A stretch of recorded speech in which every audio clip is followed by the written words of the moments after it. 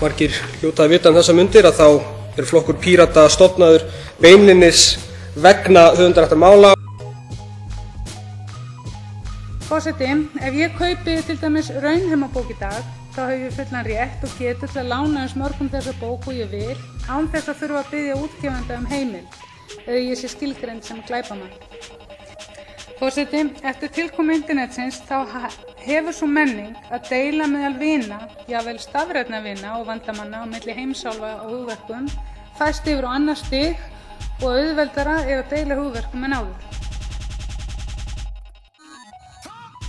Það einfaldlega annað að taka hérna glas af borðinu og hingað heldur en að afrita glasið af borðinu og setja það hingað. Það eðlismunur þarna á.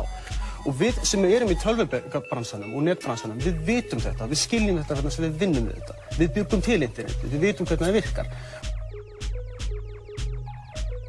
Og ég ætla hér að vísa í umsögn frá IMMI, Alþjóðlegri stofnun um upplýsinga og tjáningarfrelsi, nákvæmlega þennan þátt í Netvana Íslandi. Með leyfi forseta.